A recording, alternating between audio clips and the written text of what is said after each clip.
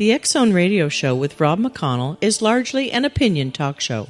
All opinions, comments, or statements of fact expressed by Rob McConnell's guests are strictly their own and are not to be construed as those of the X Zone Radio Show or endorsed in any manner by Rob McConnell, Relmar McConnell Media Company, the X Zone Broadcast Network, its affiliated networks, stations, employees, or advertisers.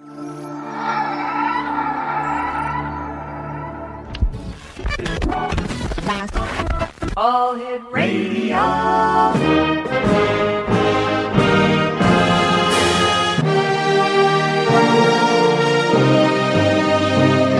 Welcome to the X Zone, a place where fact is fiction and fiction is reality. Now, here's your host, Rob McConnell. And welcome back to the X Zone, everyone. My name is Rob McConnell, coming to you from our studios in Hamilton, Ontario, Canada. Worldwide toll-free, 1-800-610-7035. If you'd like to send an email, xzone@xzoneradiotv.com. On MSN Messenger, xzoneradiotv@hotmail.com. And our website, www.xzoneradiotv.com. My guest this hour is Jeff Dwyer. We're talking about ghost hunting.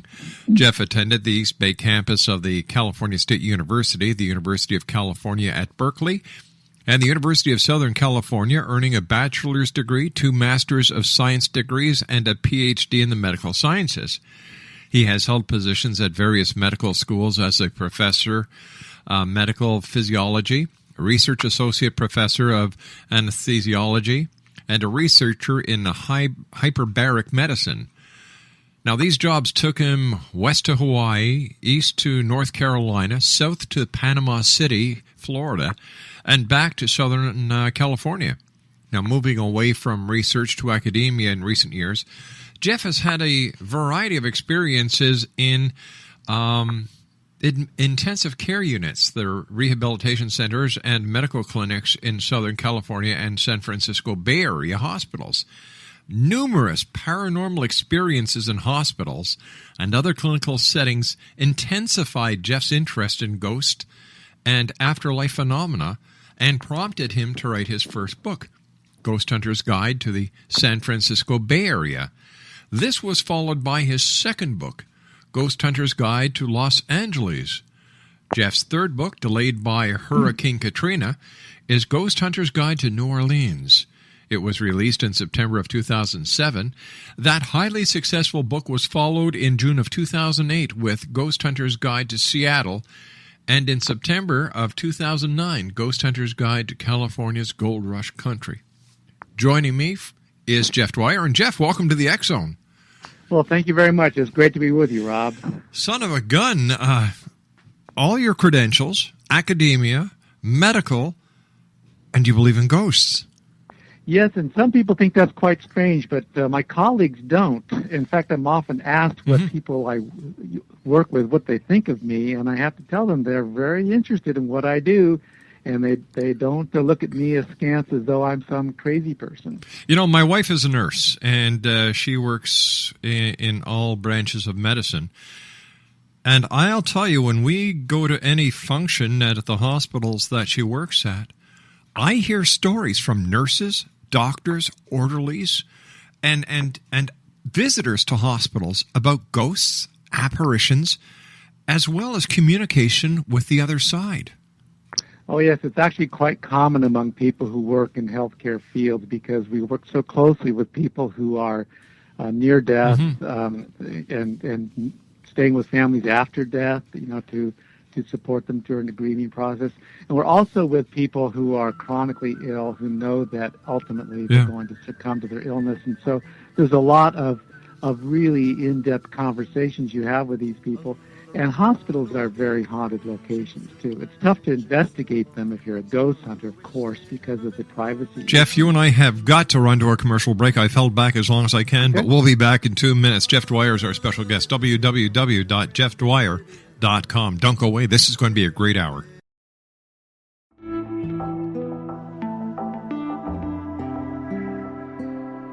Take a step back in time and discover old Florida cuisine at Marsh Landing Restaurant in Fellsmere. Enjoy delicacies such as frog legs, gator tail, catfish, and swamp cabbage, or enjoy the more traditional cuisine like hand-cut Angus steaks, ribs, and seafood. Join us for breakfast with a southern flair featuring sweet potato pancakes, biscuits and gravy, and much more. Planning a party? Marsh Landing's private dining room can accommodate groups from 8 to 80 people. While you're visiting, enjoy the historic pictures, artifacts, and stories that line the walls. Marsh Landing is truly a unique experience. Marsh Landing Restaurant, 44 North Broadway in historic Fellsmere, or visit marshlandingrestaurant.com. Marsh Landing, Old Florida cuisine at its best.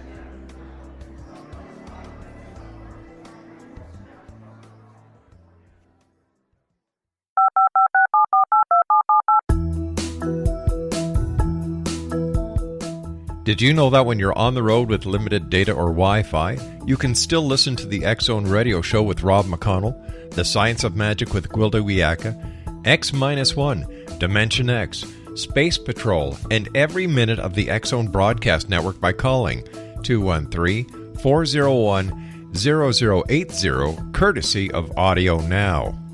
No smartphone, app, or internet needed. It saves your data plan, and it's free if you have unlimited minutes. Call 213-401-0080 to listen on any phone, anytime, anywhere. Remember 213-401-0080 for the best of the paranormal, parapsychology, and sci-fi radio programming anywhere, 24/7, 365.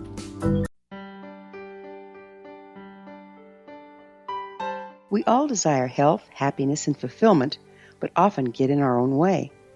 Repeated patterns that leave us out of control can keep us feeling powerless, frustrated, and unable to move forward in spite of our best efforts.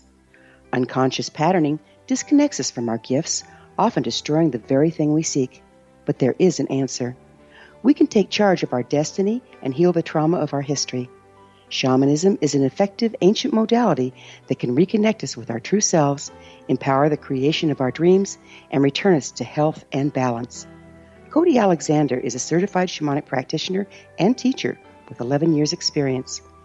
Email healingpathways33@gmail.com or visit codyalexander.net to schedule a long-distance shamanic session today.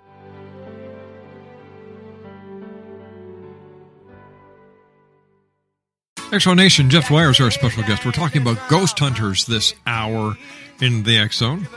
And Jeff's website is www.jeffdwyer.com.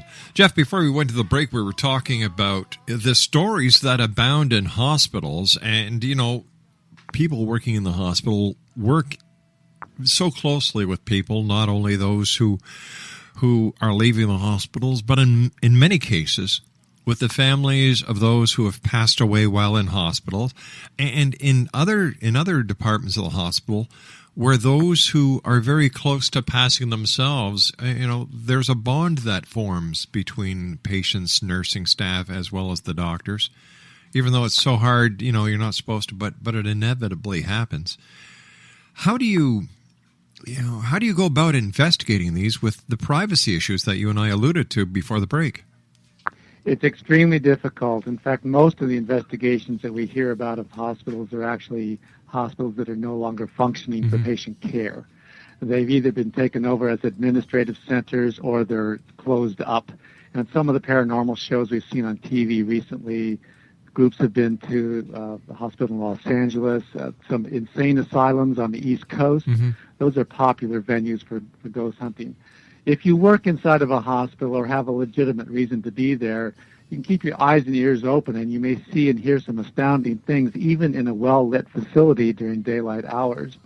Most of the reports I hear from staff at the hospital actually come from engineers and housekeeping who are there through the night, perhaps on a wing that may be closed up for the time being, and the engineers will tell me about items they're working with that are missing and then turn up in a strange place. For instance, the toolbox that was left out on the floor, as an engineer fixed a light fixture, it's gone, and then it's found down the hall inside a refrigerator. it's not likely that anybody would come along and just do that as a prank. Let me ask you this before we move on to the next to your next point.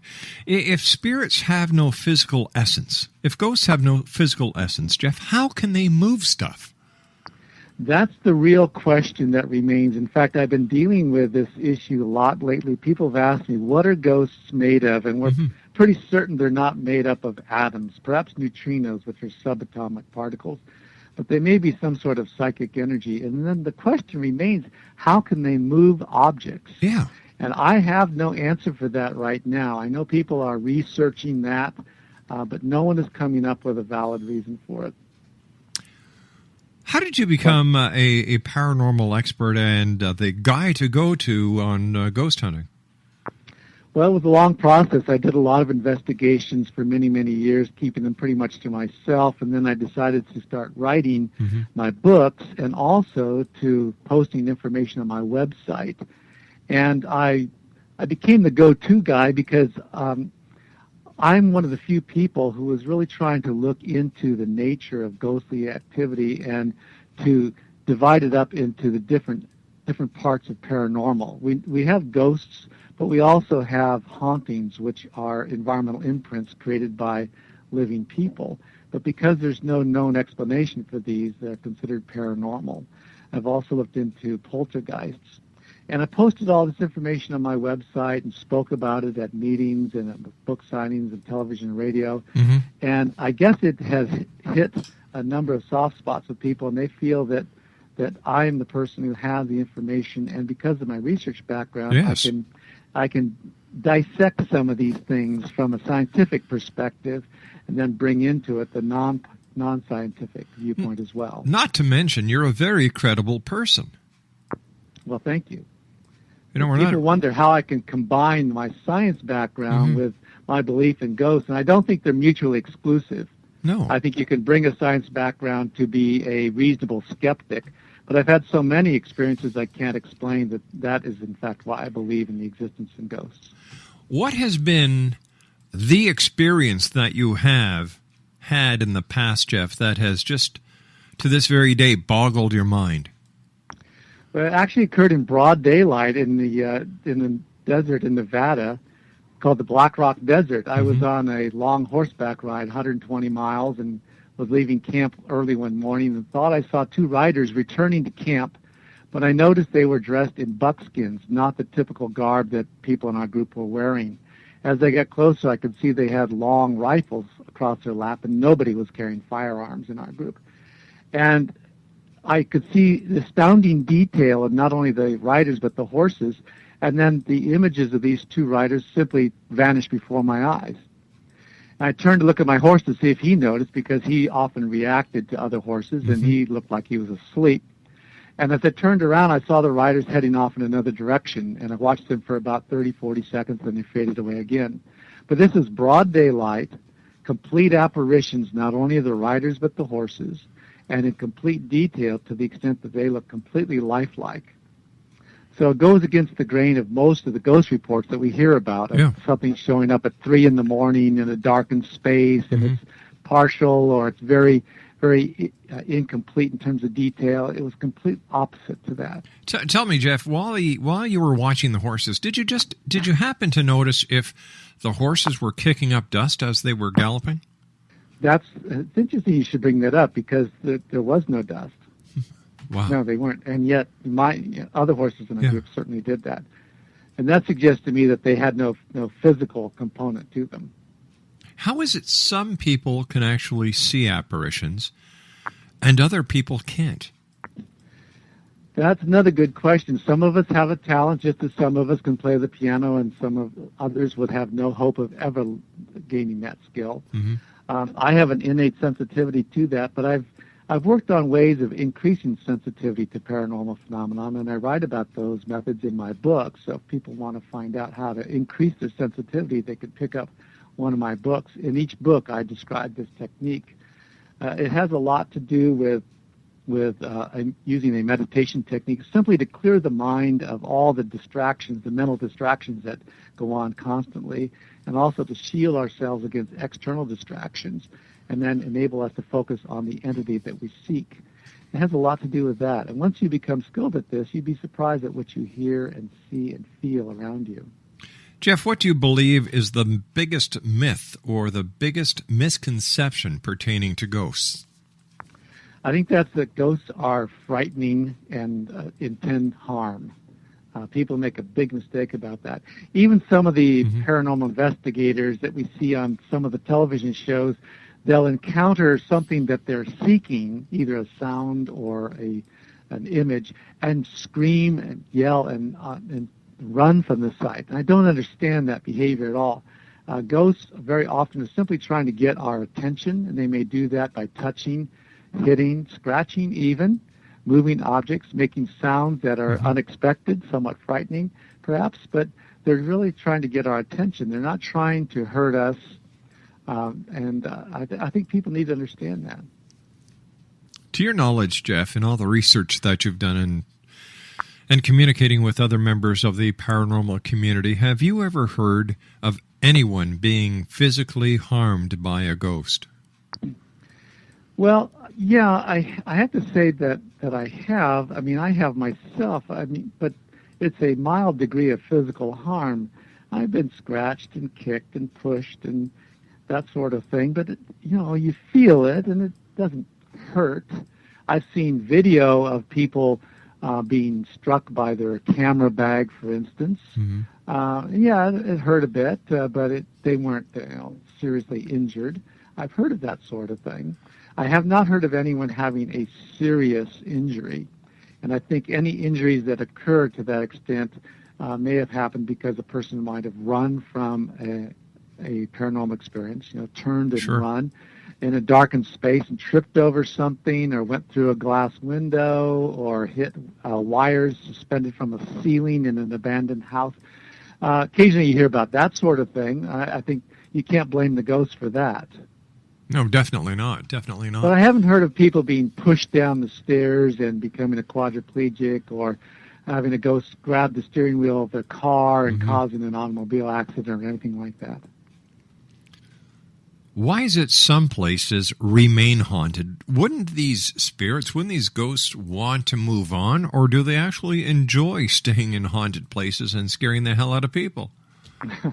Well, I don't know if they're there to scare the hell out of people, but there are a lot of ghosts who feel perhaps fearful of moving on. Supposedly there's this light and you cross over or go through a tunnel, and there's perhaps some people think there's a judgment waiting on the other side, or they might fear meeting up with people to whom they were unkind or in their life.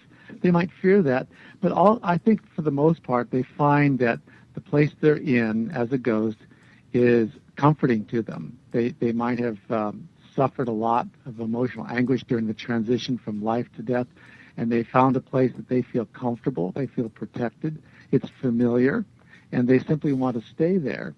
One other theory is that they might find people, or I should say spirits, that comfort them. On the USS Hornet, which is a retired aircraft carrier in Alameda, California, there are many ghosts, perhaps as many as 600 on that ship, but it's believed that most of them didn't die on the ship or in any way connected with the ship. It's simply a magnet, if you will, for spirits who were in the Navy who found that this is a comforting place with colleagues who had a common experience when alive. Interesting. Please stand by, Jeff. You and I have to take a commercial break with the news at the bottom of the hour. Exonation, our very special guest this hour, Jeff Dwyer. www.jeffdwyer.com. That's JEFFDWYER. That's www.jeffdwyer.com. And Jeff and I will be back together here in the X Zone on the other side of the news as we continue from our studios in Hamilton, Ontario, Canada, on the Talkstar Radio Network, X Zone Broadcast Network, UK High Definition Radio, Euro High Definition Radio, Star Cable, and of course, X Zone TV. Don't go away. We'll be back on the other side of the news. This is the X Zone Broadcast Network, broadcasting worldwide on broadcast affiliates and satellite program providers, including CNN Broadcast Network, Sirius Satellite Network, Star Media, Good News Radio Network, Angel Broadcast Network, Wiki Broadcast Network, and WPBN TV. For more information on the X Zone Broadcast Network, visit us at www.xzbn.net.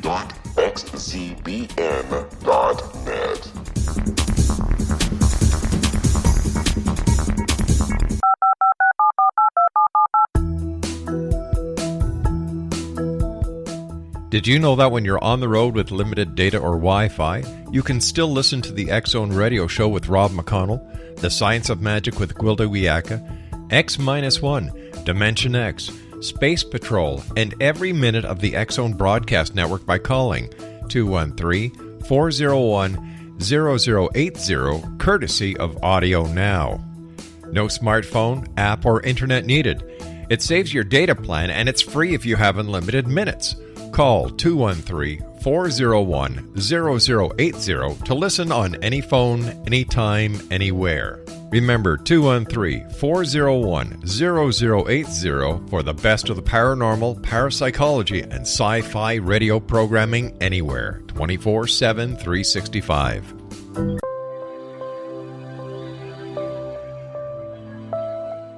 There's a legend shared by many indigenous cultures of a time when the nations were cast to the four corners of the world.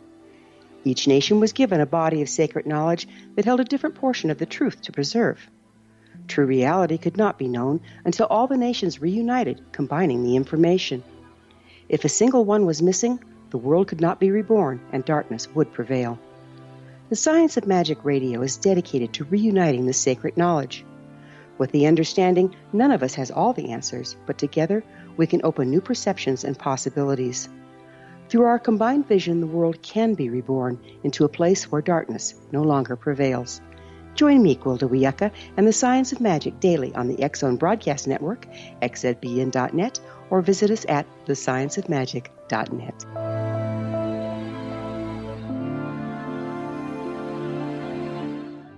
Dwyer's my special guest this hour, X-Zone Nation. Jeff is the author of Ghost Hunter's Guide to San Francisco Bay Area, Ghost Hunter's Guide to Los Angeles, Ghost Hunter's Guide to New Orleans, Ghost Hunter's Guide to Seattle, and Ghost Hunter's Guide to California Gold Rush Country. His website is www.jeffdwyer.com, and that's www.jeffdwyer.com. Jeff, in all the research that you have done, where has been the most haunted place you have visited? I think it's the Queen Mary in Long Beach, California. That ship is reputed to have over 500 spirits on board. Many of them died on board. In fact, the vast majority died on board, including 372 sailors who died on an escort vessel that the Queen Mary rammed during World War II. The collision opened up a huge gash in the bow of the Queen Mary, and 372 sailors were sucked in from the escort vessel. Oh, gosh. So they are there. Numerous passengers, crew, prisoners of war who were transported on the ship during World War II. They comprise the spirit population of the Queen Mary. And every time I've been on that ship, I've had some really impressive paranormal experiences. Can you share a few of them with us? Yeah, I've seen apparitions, heard sounds, and felt people touching me, heard numerous voices in my ear, bursts of music from big bands from the 40s and the 50s. The last time I was on board, I woke up in the middle of the night to get a drink of water, and there was a woman leaning over my bed, dressed pretty much like Jackie Kennedy used to dress, the little pillbox hat and the tailored suit. And I don't know if she occupied the room at one time or was a hostess of some sort, but she was just standing there leaning over my bed looking at me. Didn't say anything, but it was clear as day, literally quite detailed apparition. Stayed there for 20, 30 seconds, and as she stood up again, smiled and disappeared. We've heard all kinds of sounds on that ship, from noises next door, and then in the morning we find out there's no compartment next door to us. Numerous experiences. Jeff, have you ever had any intelligent communication with a spirit? Yeah, I have. In fact, that's an important definition of having a ghostly experience. There's so many things that are paranormal that are not ghostly.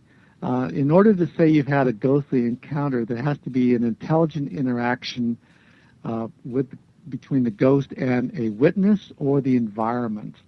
And the intelligent interaction with the environment might be the movement of something or a message found scribbled on a pad of paper or something of this sort. An intelligent interaction with a witness might be direct eye contact, gestures made by the ghost, or receiving some sort of auditory message. They might speak to you. And yes, I've received many of these things. What kind of intelligent communication have you yourself received from a ghost? Well, I've had answers to my questions. You know, I've often, when we do investigations, we'll have recorders running and we'll ask questions like, you know, did you die here? Were you murdered? How old are you? What are your names? What's your name? And we will get intelligent answers to those questions. But are these intelligent answers via EVP, or are they audible right at that time?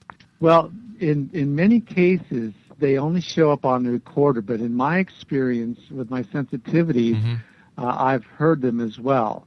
And in some cases, I've heard things that didn't show up on the recorders. Now, we did a TV show on the Queen Mary a couple of years ago, and I heard tremendous noises in the engine room, the first-class swimming pool, and in an old space on the ship that used to be a kitchen. It really was abandoned at this point, in pretty bad shape when we were in there filming.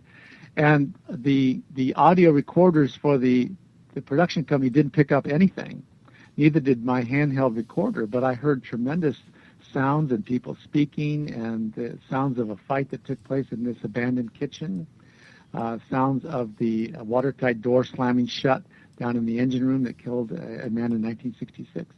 So a lot of times it's the sensitivity of the investigator that picks them up and not so much a recorder. You said earlier that you're very attuned to the spirits. And have you always had this ability, or did something happen in your life that triggered your ability to communicate with spirits?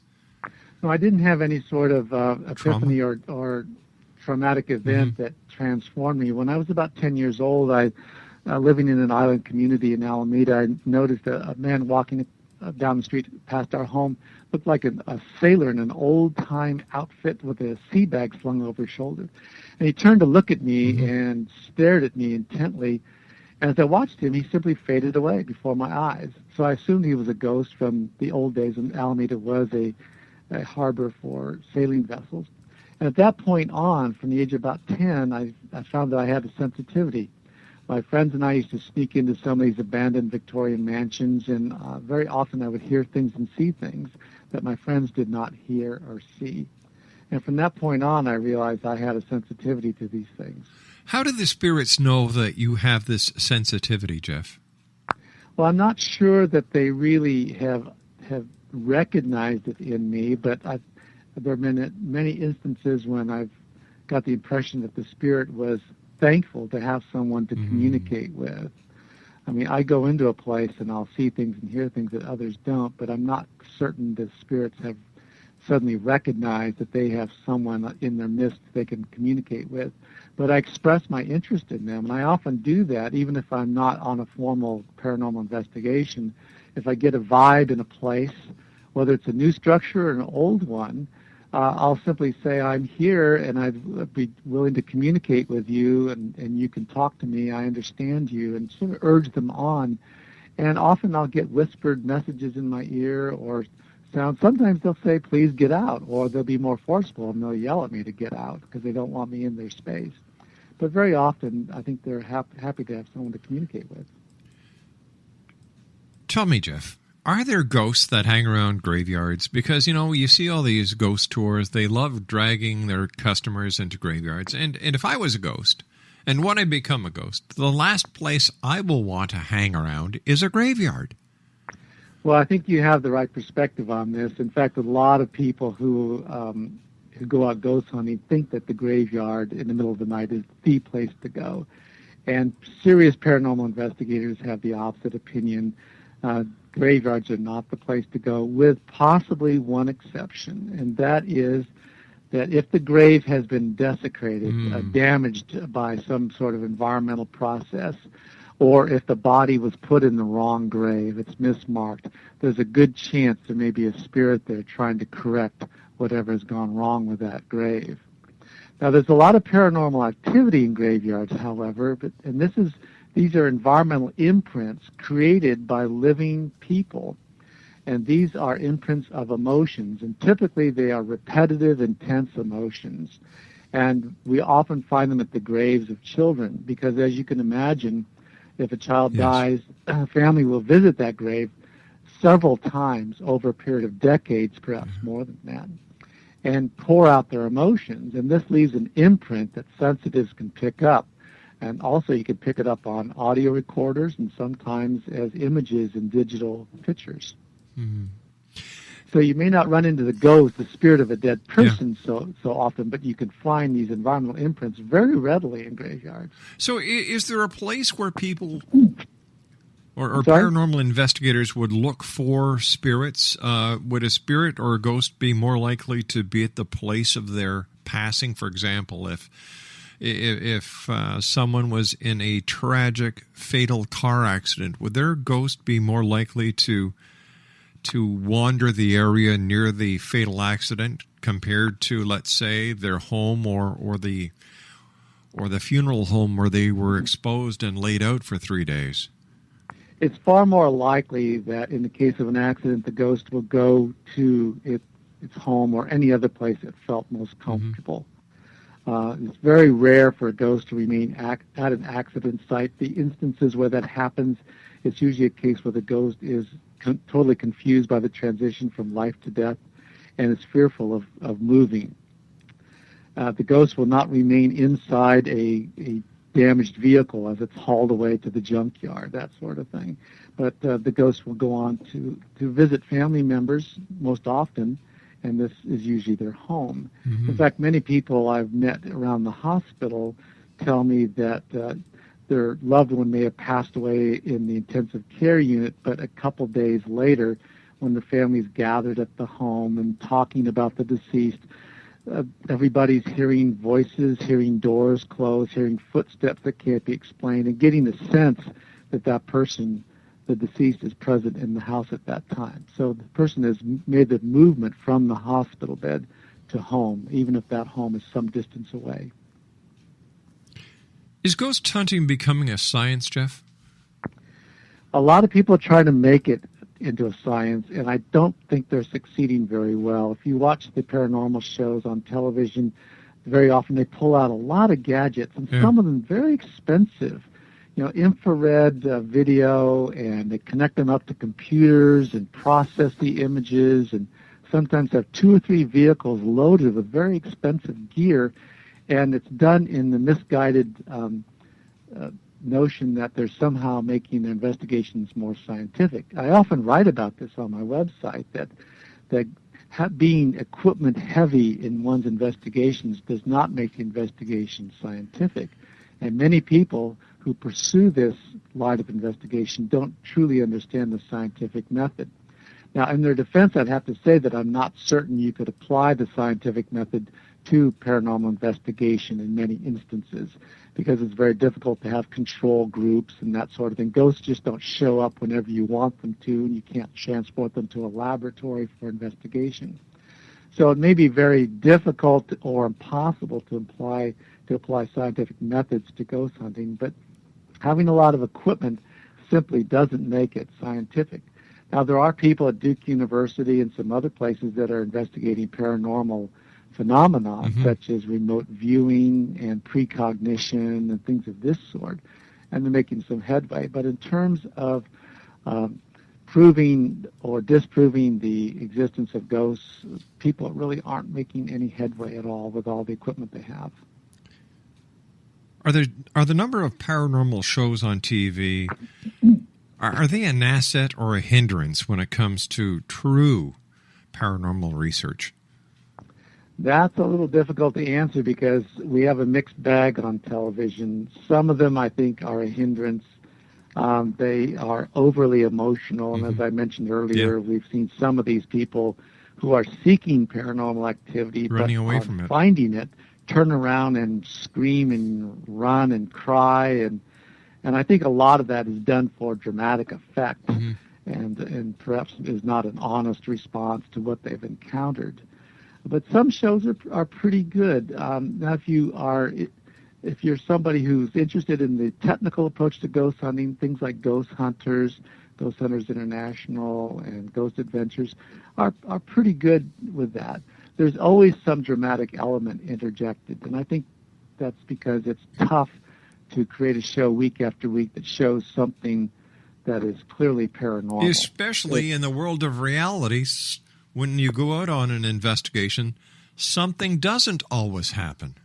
That's exactly right. And there's a lot of groups I know of who go out every weekend and get next to nothing. Yeah. And often they come back with nothing in spite of 12 hours spent in a haunted house or someplace like that. So it's really tough to get something to present on TV. So there's some drama interjected there. But if the methodologies displayed can be quite interesting and can help people understand how to go about a ghost investigation. When I see the people with the infrared and all these other high-tech gadgets that they use, talk about special effects. Come on, if a ghost is really has no essence, it will not show up on infrared. It will not show up on night vision. Like this is in my humble opinion, just a bunch of bunk. Well, exactly, and I've said as much. I've said on my website that people who use some of these high-tech devices, including very expensive gadgets, don't understand the limitations of the devices they're using. They like to use electromagnetic field detectors. Yeah. But as we said earlier, if ghosts are not composed of atoms, they're not creating an electromagnetic field, so you can't detect them with that. And many people don't understand calibration, and they don't understand test, retest reliability and validity and other scientific concepts. But it looks good on TV to see them with schlepping all this equipment. So there we go. Jeff, stand by. Looks good on TV. Yeah, Jeff, stand by. You and I have to take our final break. Jeff Dwyer is our special guest, www.jeffdwyer.com. We'll be back on the other side of this break as we continue here in the X Zone. Don't go away. This is the X Zone Broadcast Network, broadcasting worldwide on broadcast affiliates and satellite program providers, including CNN Broadcast Network, Sirius Satellite Network, Star Media, Good News Radio Network, Angel Broadcast Network, Wiki Broadcast Network, and WPBN TV. For more information on the X Zone Broadcast Network, visit us at www.xzbn.net.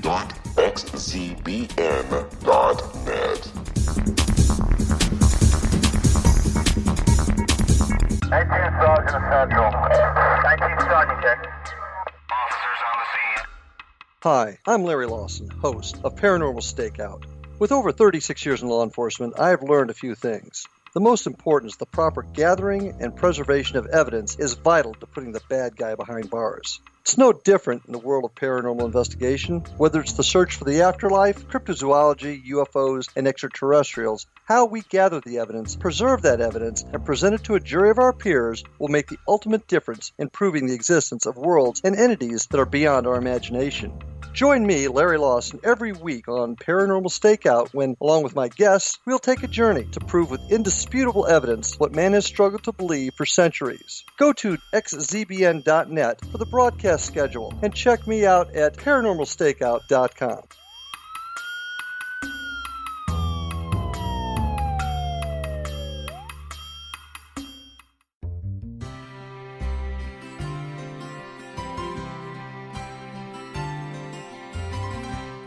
True healing must address 4 levels: physical, emotional, mental, and spiritual, for us to live joyful and productive lives. We tend to treat 3 of the 4, leaving the spiritual languishing. If you're tired of the same dysfunctional patterns cropping up in your life, Soul Balancing is for you. Trixie Phelps, owner and founder of Soul Balancing, is a naturally gifted energy healer trained in numerous esoteric forms, including shamanism. Trixie has created a powerful modality that safely and effectively clears your energetic field. A soul balancing session can remove interference, heal trauma, and restore your hope. Contact Trixie for a life-changing long-distance session today. www.soulbalancing.world.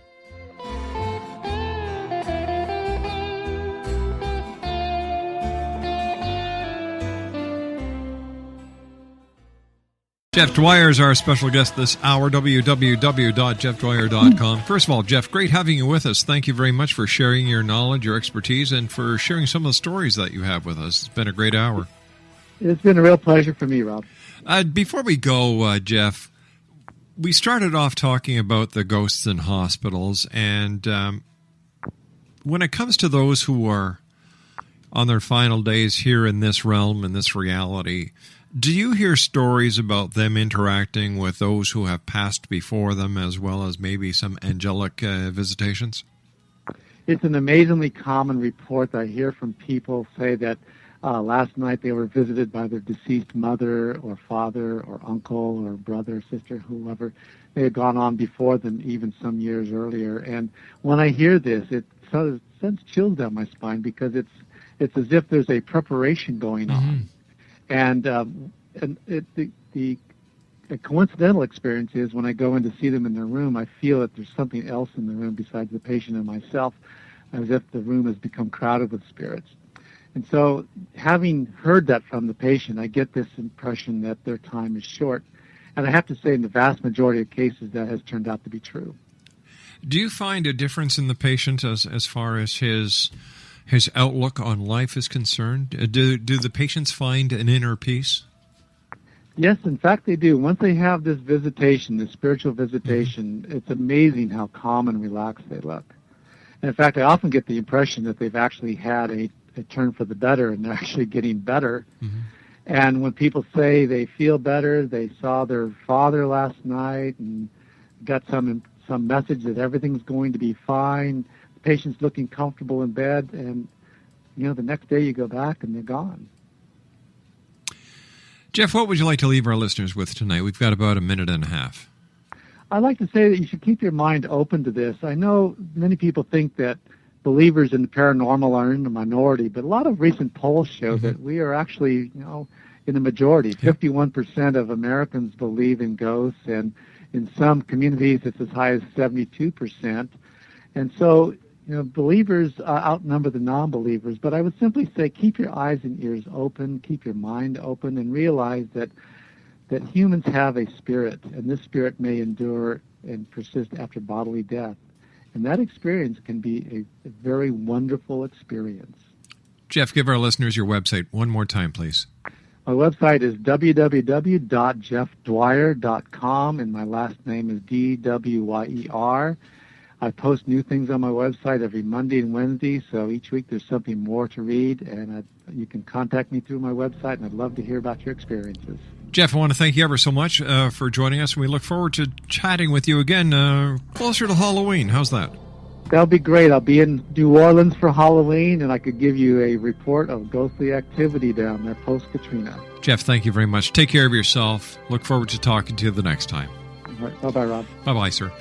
Jeff Dwyer, www.jeffdwyer.com. I'll be back on the other side of this commercial break with the news at 6.5 minutes past the hour as the X-Zone continues from our studios in Hamilton, Ontario, Canada. My name is Rob McConnell. Don't go away.